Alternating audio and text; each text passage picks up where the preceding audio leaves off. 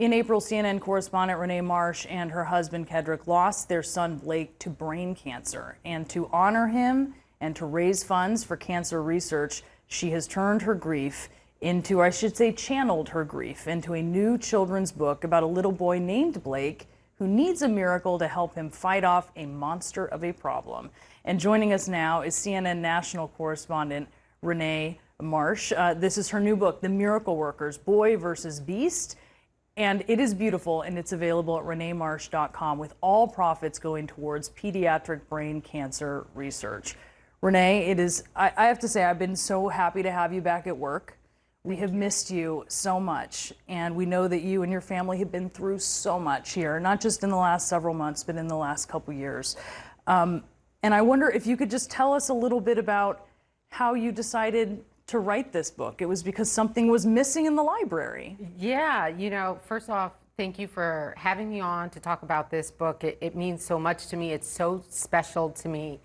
And how this book came to be is, as we went through this cancer journey with Blake, it was nearly 2.5 years. Everyone knows now, if you know Blake, he loved to read, he loved books.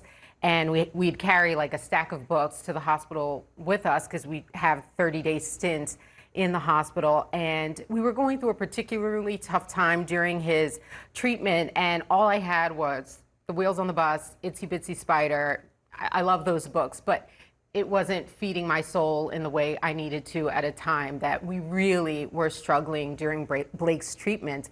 And I wanted something to read to Blake that had this sort of fighting spirit, that message of having the fighting spirit even when the odds look stacked incredibly high against you. And that is when I decided I wanted to write a book that I could read to Blake, that even when things look like they're not going to work out, you still need to have that hope.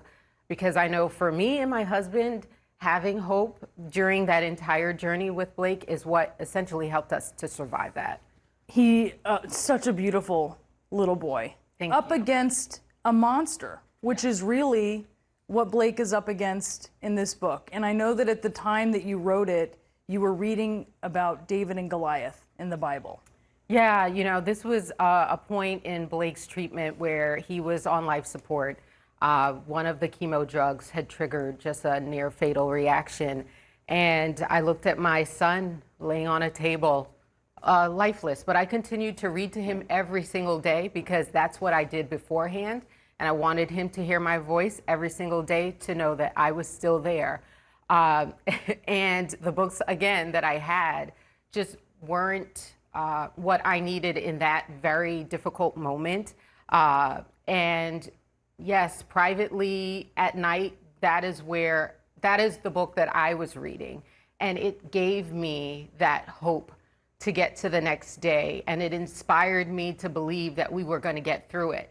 My little Blake is not here today, but after that stint on life support, we did have him for another year. And those are some of the most precious memories that I have today. So that hope helped us to get to the next point, and those are the memories that I have in my heart today. It was an amazing comeback for Blake. I remember you writing about it and having that year with him.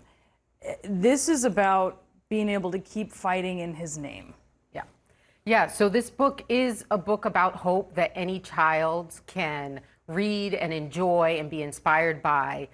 The greater mission of this book is to raise funds for pediatric brain cancer. Specifically, right now, we are focused on raising money for research for pineoblastoma, which is the type of cancer that Blake had. We learned very quickly there is no research. And so what that means is there is no cure. And so that means that Blake was probably never going to survive from the day we received that diagnosis. It hurts my heart today to know that as I speak to you, there are other children with this disease. Sadly, because there is no research and no funding or not enough funding behind it, their fate may look a lot like Blake. And I can tell you, I don't want that for any mom, and I don't want that for any dad. I want that child to be able to go to kindergarten, go to high school, go to college, get married. That's all that I wanted to see for my son.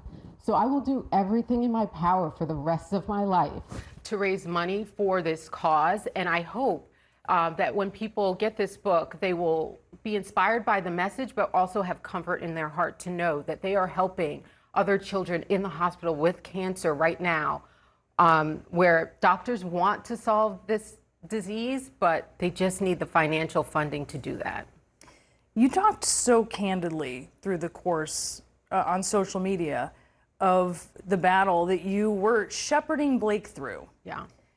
And I was so struck by some of your words and what you said when he passed away, that you essentially had this role of mother stolen from you. Yeah.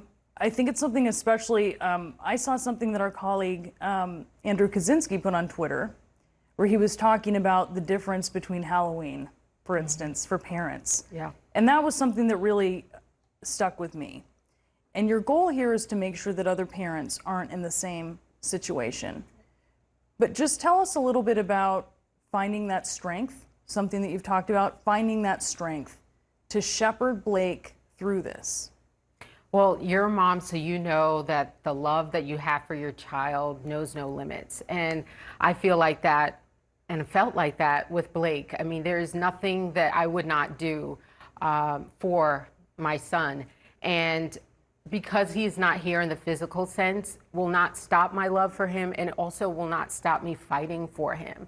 This book is a reflection of my commitment to continuing to fight the disease that robbed me of my son.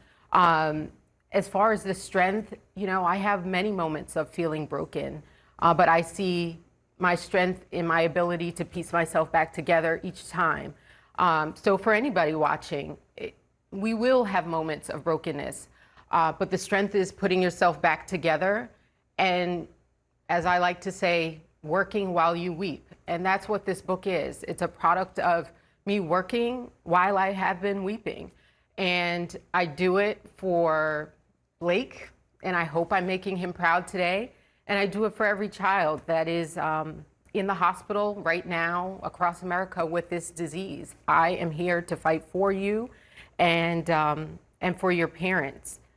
So all of the research that this book will support is all listed on renemarsh.com. You could dive in, see what we plan on doing with the money here, and yeah, renemarsh.com is the only place that you can purchase the book. The only place. It is a beautiful book with beautiful illustrations and a beautiful story and a beautiful little boy. Thank you. Who is the protagonist. Renee, I want to thank you so much for coming on and sharing his story. Thank you really so appreciate much. it. Thank you. And you can get this book. It's called The Miracle Workers, Boy versus Beast. It is available, as Renee said, at renemarsh.com, Renee, R-E-N-E.